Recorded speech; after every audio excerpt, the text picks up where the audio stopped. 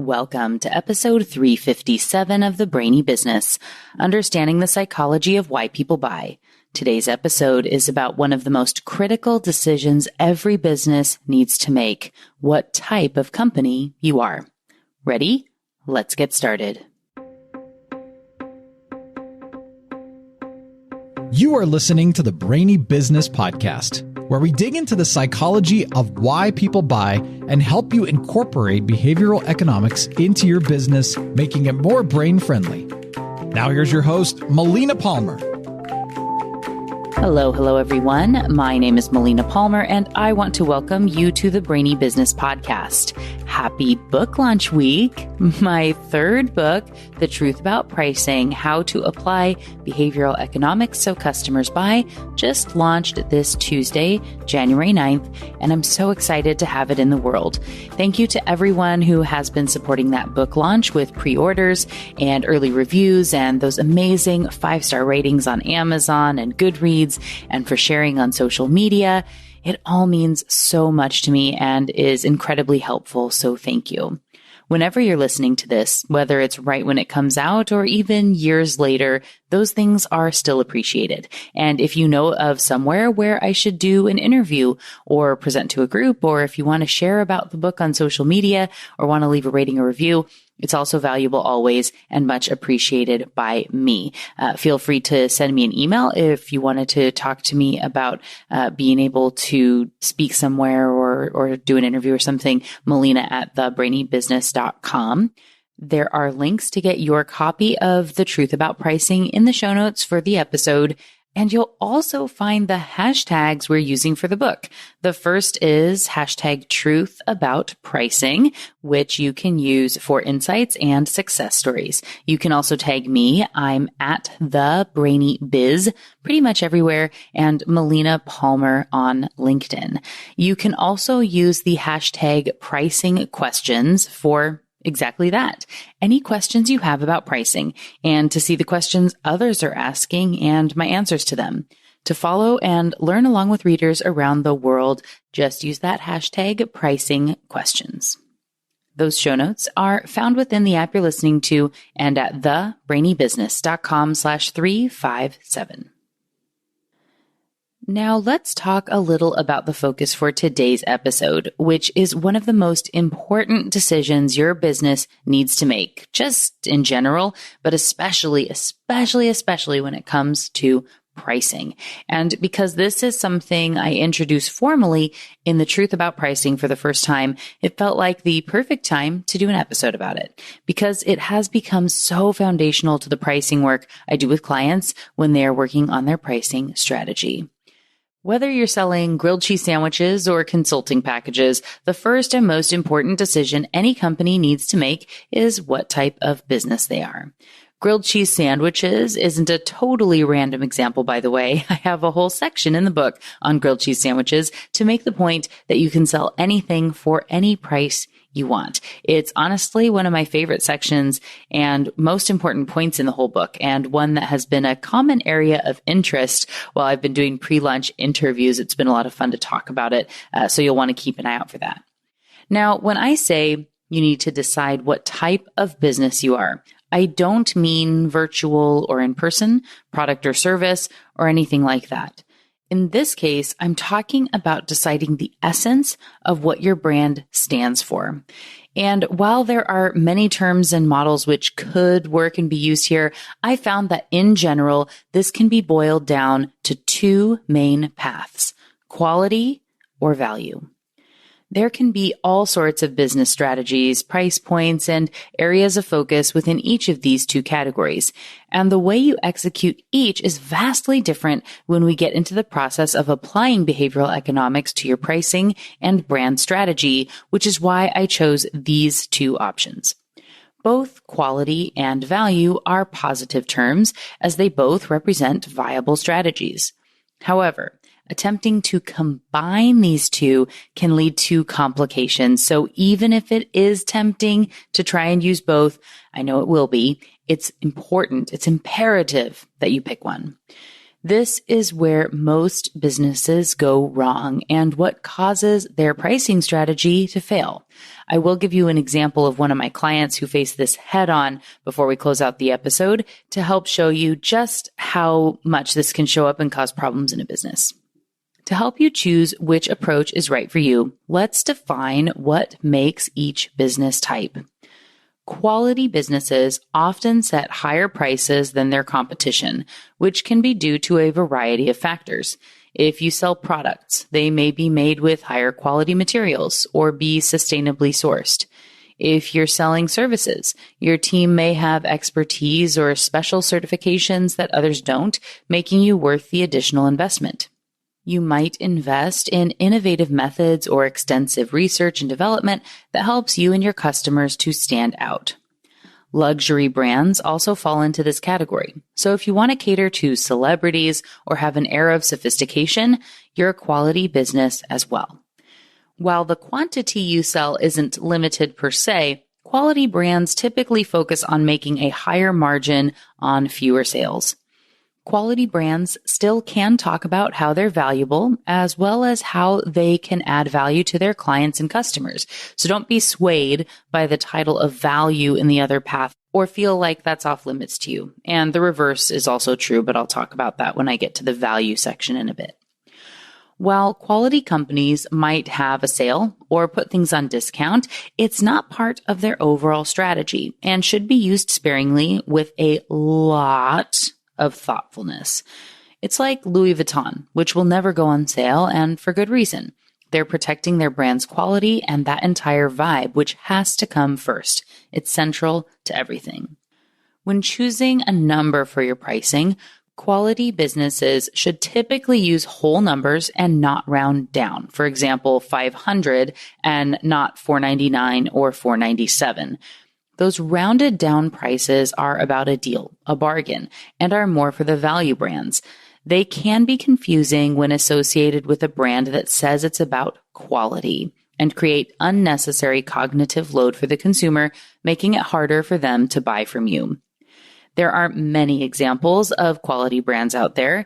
Some of those include Maserati, Chanel, Hermes, Starbucks, Apple, Patagonia, Ritz-Carlton, McKinsey & Company, Deloitte, Ruth's Chris Steakhouse, Supreme, Five Guys, Nordstrom, Verizon, and Whole Foods. Now, you may be thinking, Five Guys, they're a fast food restaurant.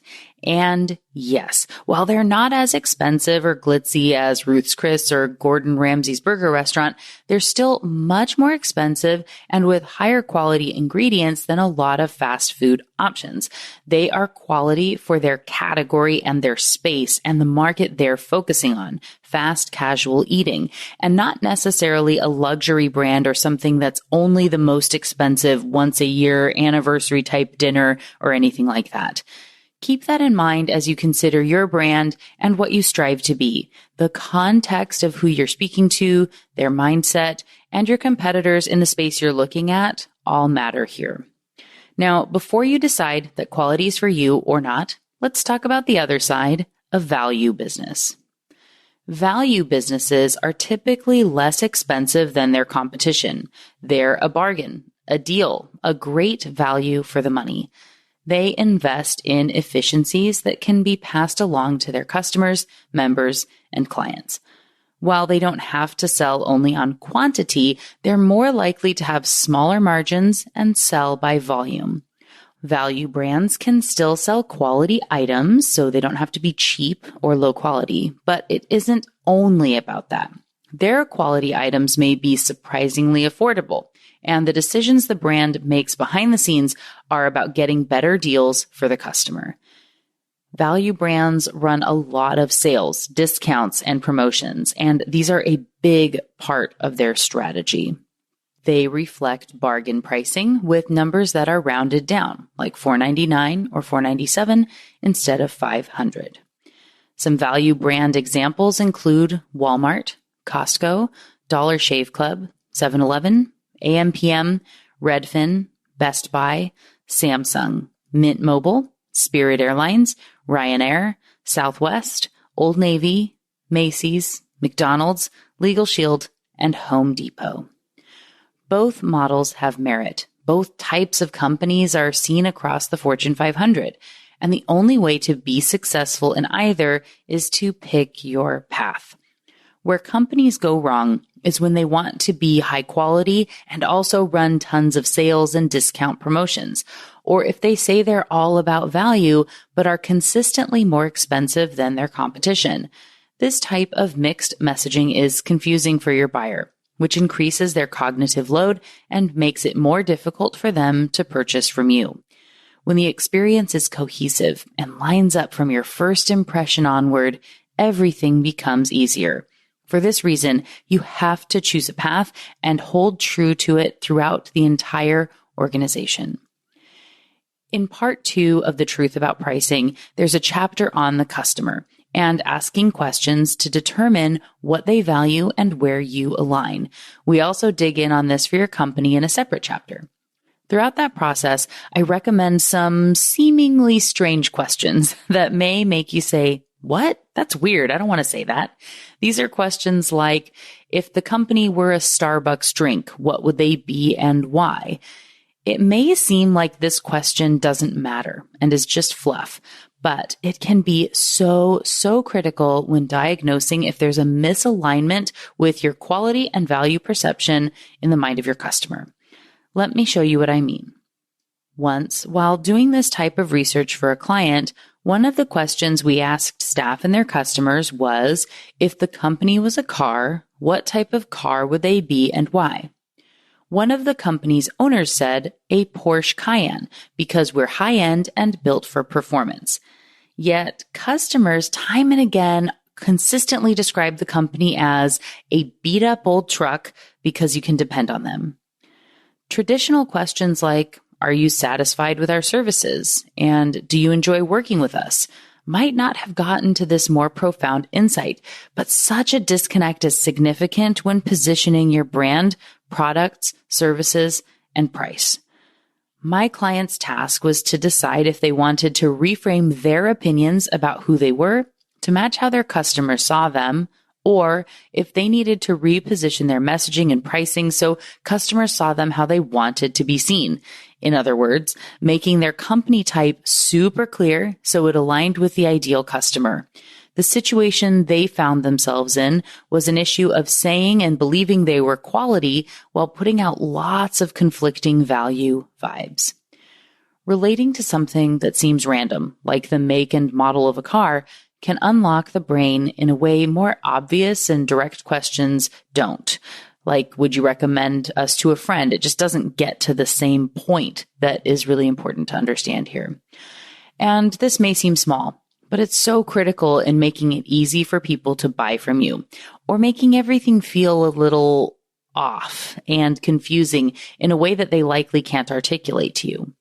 When things are aligned, everything just clicks. The price almost becomes a non-issue at that point.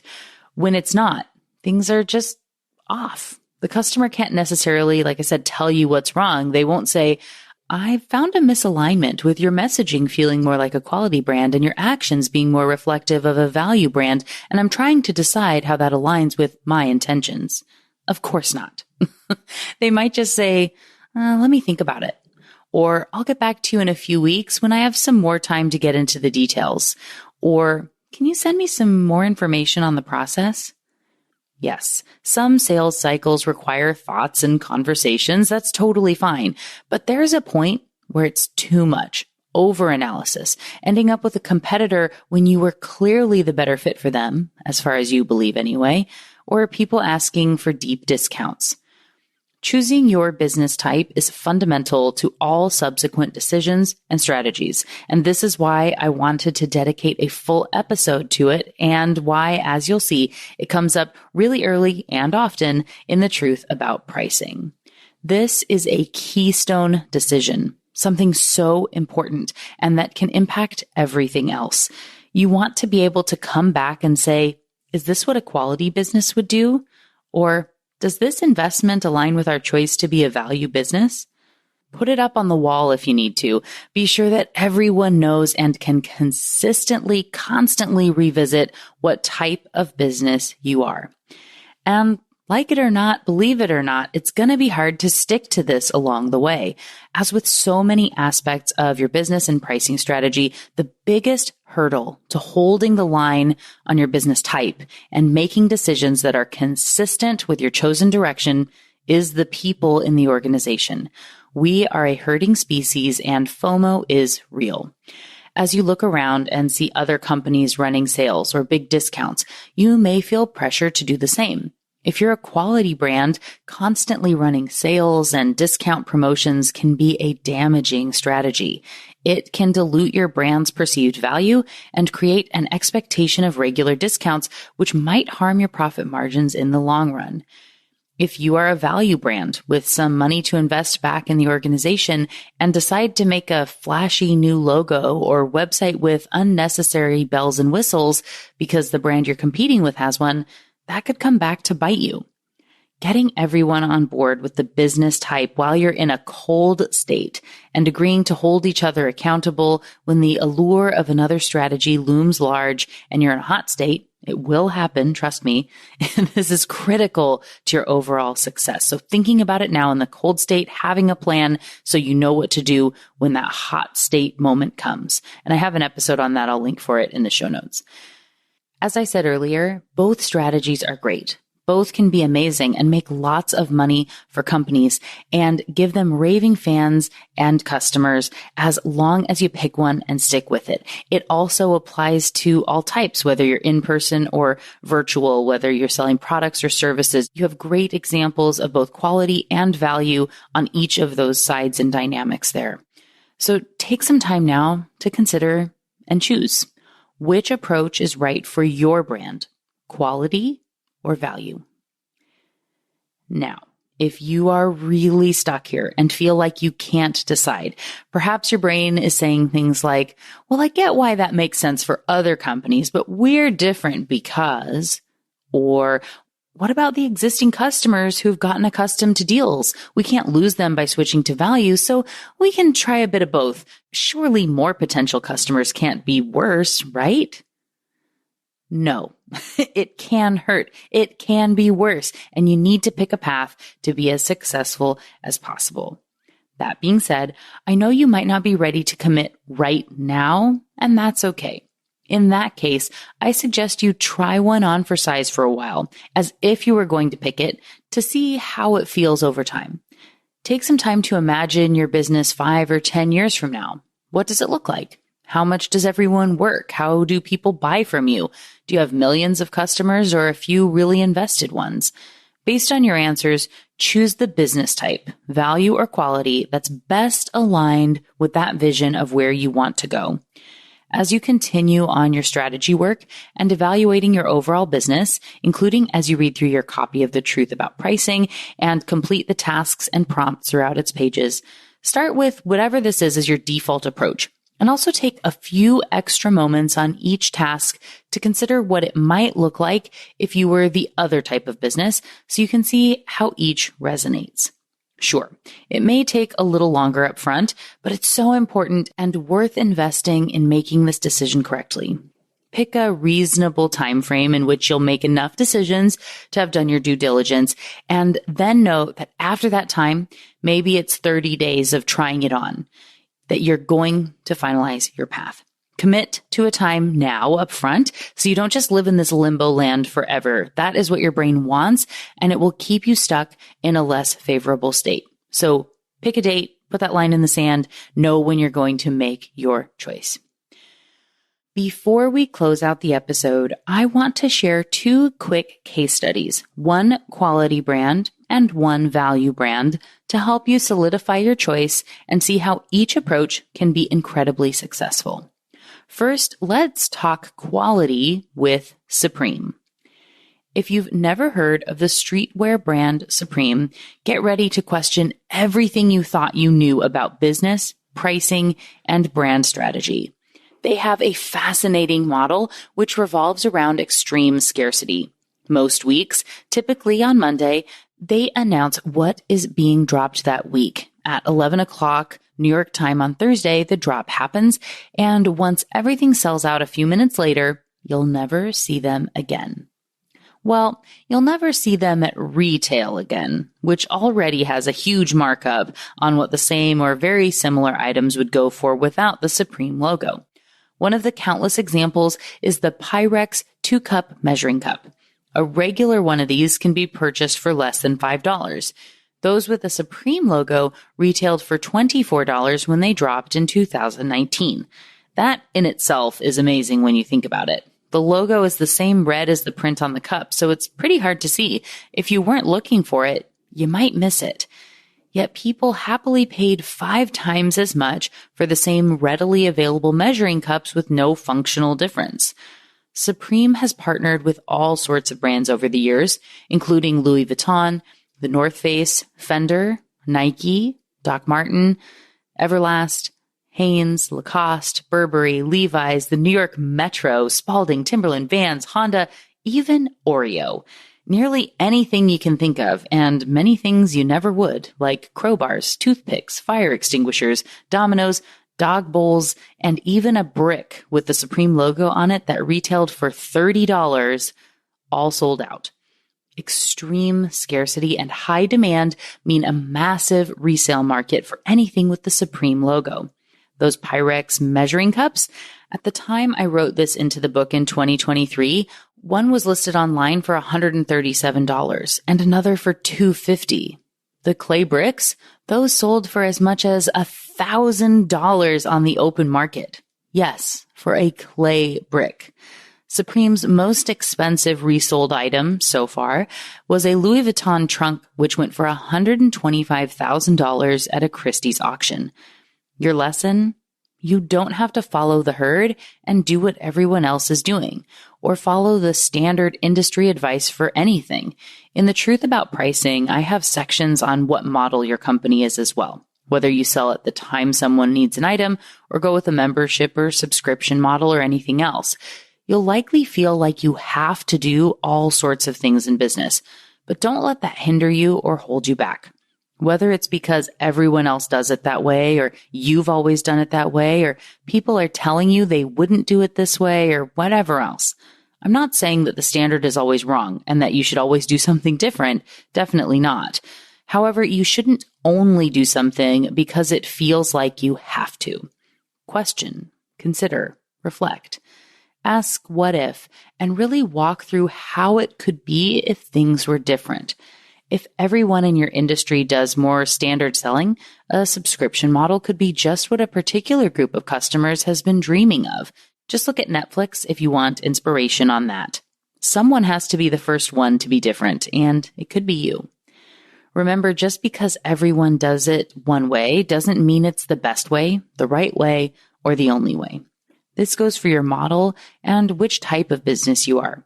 If everyone in your industry is a value type, what would a quality type look like, and how could it be amazing?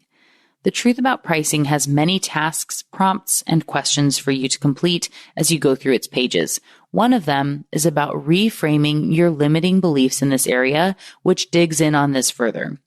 As you consider this now, think about what your limiting beliefs might be around pricing and what you have to charge, or the way people in your industry must sell things, or how people want to buy. In those moments, remember Supreme. They are unapologetically expensive, and they don't chase after their customers.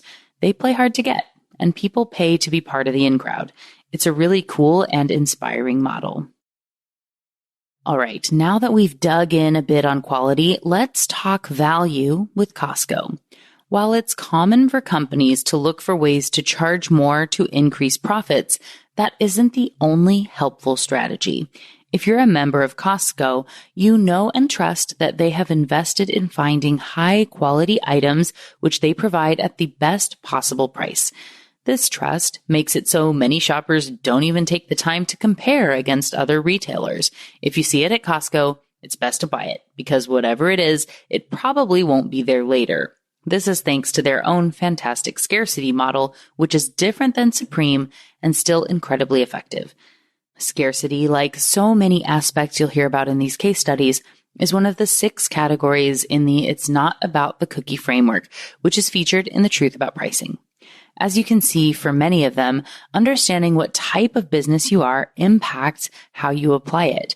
Costco and Supreme both use scarcity and reciprocity and priming and social proof, all parts of the It's Not About the Cookie framework, which I dug in on the last episode of the podcast. It's linked for you in the show notes. Even though they all apply, they aren't applied in the same way. And this business type is a big point of differentiation to determine which way you should go and how to use it. In the book, I call out many times where a quality business should do one thing and value another along these same principles. It's why this is so important. So one specific way Costco proves their dedication to saving members money is their hot and ready food. Reciprocity, another piece of that cookie framework. Whether it's the $1.50 hot dog and soda combo, which has been the same price since 1985, or the $4.99 rotisserie chicken, which are the same price as they were when they launched over 20 years ago, you know that Costco cares about their members, their wallets, and their full stomachs. How popular are these meal deals? Well, Costco reportedly sold 151 million hot dog combos in 2019 and 117 million rotisserie chickens in 2022. Now you may be wondering, how much do they make off of them? When you look at them in a silo, Costco loses massive amounts of money by keeping those prices fixed even as their expenses go up. On chickens alone, Costco said they lose $30 to $40 million a year in gross margin by keeping them at $4.99. So why in the world do they sell them so cheap? Lots of reasons. For one, they encourage people to shop more often, and most people don't just grab a chicken and leave. Since they're strategically located at the back of most stores, you have to walk past all the other good deals and free samples, more reciprocity, on your way in and out. Another reason is because of the positive press they generate. People post and rave about the brand and its dedication to keeping prices low, which leverages social proof in a way that's so much more effective than if the brand tried to shout about itself. While I was working on the episode of the Brainy Business podcast on the behavioral economics of Costco, a friend told me, all I know is it only takes 5 pies to justify your membership. Whether you calculate the value in rotisserie chickens, hot dog deals, or pies, Costco is full of great deals for fans to make TikTok and YouTube videos about. Your lesson here is this. Whether you think about it in advance or not, the prices you charge say something about your business and what it stands for. Costco's commitment to great values on some key items echoes across the entire brand. Clearly, not all of the 4,000 SKUs at Costco are losing them money, as they had a net income of $5.8 billion last year. They've strategically chosen some items that keep people coming back in a way that helps increase profits across the company. That being said, having a loss leader just because it has worked for other companies, but without understanding what it's going to do for your business, is a bad strategy. Likewise, looking at each product or service in a silo and ensuring it's profitable on its own without consideration for the overall brand and portfolio is also a bad strategy. Taking the time up front to be thoughtful about what your brand stands for, its goals, and how that aligns with what your customers value is critical for your pricing strategy and is what we'll work on together in the Truth About Pricing. I'm going to stop with those 2 case studies for now, but of course, there are many others in the book, including an examples chapter at the end, which includes 4 case studies. 2 of them are quality brands and 2 are value brands. One is product-based and the other service-based in each category. Those go into great depth and detail about all the nuanced choices when applying the It's Not About the Cookie framework, in an attempt to help you see how this can all come together and give you a really solid example for your company. The quality service-based brand is Serendipity 3, the restaurant with $214 grilled cheese sandwiches that I've talked about on the podcast before and alluded to a little bit at the beginning of this episode. The quality product-based brand is the Birkin bag from Hermes. The value services brand is Ryanair. And the value product-based brand is Old Navy. I expect that I might do a behavioral economics analysis episode on one or more of those in the future. If you'd like to hear one in particular, or any other brand for that matter, come find me on social media. I'm the Brainy Biz pretty much everywhere, and Melina Palmer on LinkedIn. And remember to use the hashtags #TruthAboutPricing and or #PricingQuestion to ensure we find it. While I could go on and on about all this, that is what the book is for. So I'm going to give one more helpful example, which comes from the company chapter in part 2 of The Truth About Pricing. In that chapter, we delve into the essence of your company, your mission, values, brand, and pricing strategy. We discuss the power of brand consistency that aligns with your company type of quality or value and the impact it has on your customers' decision-making process and how your pricing strategy ties into it. This chapter guides you through the process of defining your brand and why this is crucial for your pricing strategy. One of the many things we do in that chapter is to talk about the importance of a great brand. Unlike a mere business, which primarily focuses on selling products or services, a brand transcends that to establish a deeper, more emotional connection with consumers. Our favorite brands become part of our identities. Consider this for yourself. What are some of your favorite brands? Whatever came to mind for you, I'm guessing you didn't see numbers on a spreadsheet or a cost-benefit analysis. Of course not. Maybe you saw the Apple logo, could almost taste and instantly crave your favorite Starbucks Frappuccino, felt the thrill of your first family trip to Disneyland, or could smell the leather seats in your Volvo.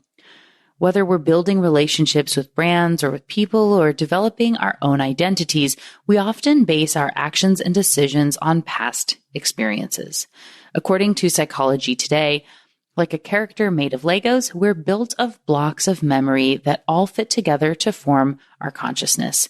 And so, not surprisingly, as Peter Steidl says in his book Neurobranding, brands are memories too. Now let's talk about a vital aspect of your brand identity, your value statement. This statement, which encapsulates your core beliefs and what you aim to project when customers see your logo or hear your name, matters because it establishes consistency in your brand. If you don't have a consistent brand message and promise, your vibes will be jumbled, just like my client I talked to you about a little bit earlier in the episode. This is why you must choose the path of value or quality and stick with it.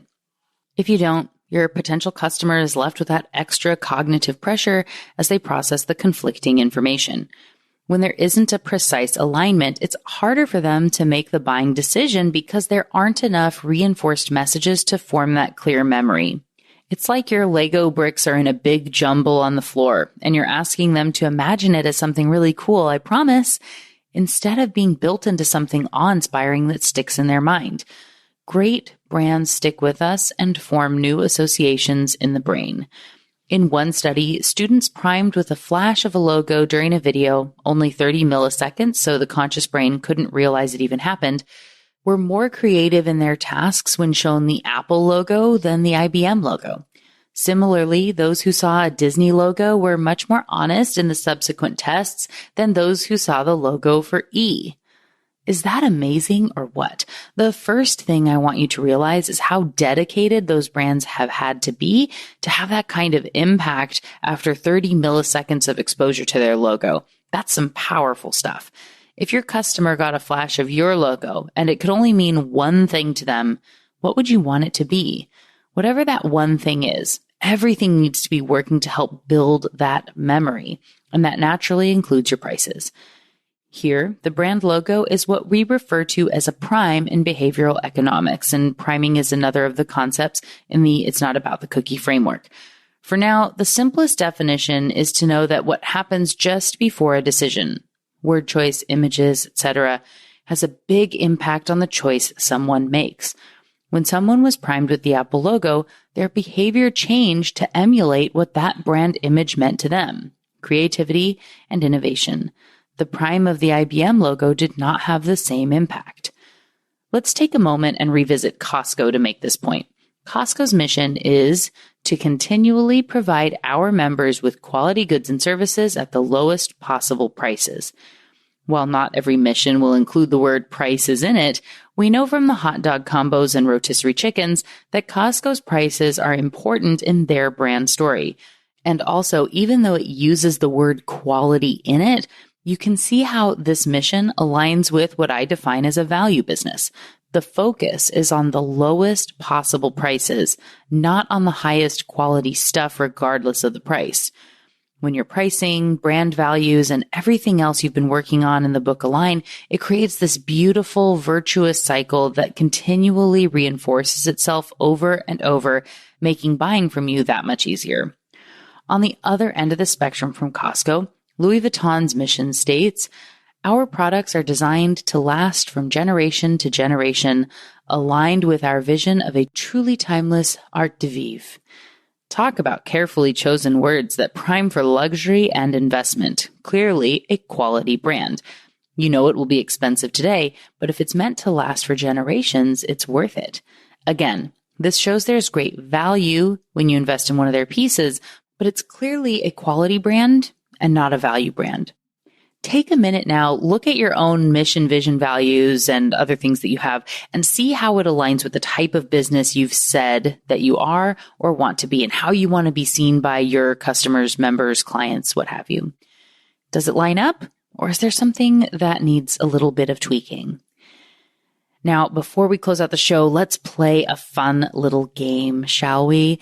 This exercise is designed to help you think about the impact of brand identity on perceived value and differentiation. As you go through the exercise, consider how your expectations of the product and its price are influenced by the brand's reputation and image. There's a chart in The Truth About Pricing that has a list of these. If you wanted to create this yourself, you could do this. So across the top would be the brand name, then the first word that comes to mind, a column for the price of their item, and what makes theirs unique. And I'll give you a list of brands to think about. And as I said, it's in the book. And also there is a great freebie pricing mastery checklist and stuff that goes along with the book. So you'll want to check that out. Links for you in the show notes. So here's the game. I'm going to give you a list of brands, and I want you to imagine that each is coming out with their own branded coffee mug. When you hear their name, I want you to write the first word that comes to mind. Then you're going to list how much you think their coffee mug will cost, and then what will make it different. Again, you can put these in columns or however makes sense to you, or it's just a thought exercise, and that's fine. So the brand name, you're going to write the first word that comes to mind, what you think the price of their mug would be, and what makes their mug unique. Our first is Costco. Now Disney. Louis Vuitton. Walmart. Apple, Netflix, Tesla. Even if you've never purchased from a particular of these listed brands before, you still have a memory of layered associations that would help you come up with something. And I'm guessing your prices for each mug aren't the same, right? And that doesn't mean people won't buy them. What does this teach you about your company, your offers, your pricing, all that? In part 3 of the book, when you're introduced to the It's Not About the Cookie framework, and like I said in this last Tuesday's episode, I went all through that with you here on the podcast, the priming exercise you're given in the book includes choosing your own priming words and images, and of course, making sure they align with the type of brand you are. There are some long lists of words to kick it off, some of which are neutral. They can generally work with both quality or value brands. And I also separate out some words that really fit into one of those two categories to help you find what aligns for you and your business. As an example, a quality brand could resonate with a priming word like couture, exclusive, innovative, rare, upscale, or sophisticated. A value brand could pick words like accessible, quick, reliable, efficient, familiar, or scalable. Hopefully, even if none of those words are your perfect priming words, you can feel a bit of the difference in how they feel like quality or value to showcase what this feels like and the importance of word choice. The priming words are another way to help reinforce and reconfirm your brand type. If you said you wanted to be a value brand, but you loved the words like exclusive, upscale, and couture, there's likely some work to do. As I share in the book, it's perfectly okay to change course. Give yourself that permission to ask, does this still fit? Did we pick the right path? And if not, to make a change. At this point, whether you're listening to this along with the book or just from the episode and the work you're going to do after, all you've done to this point is to plan and think and take notes.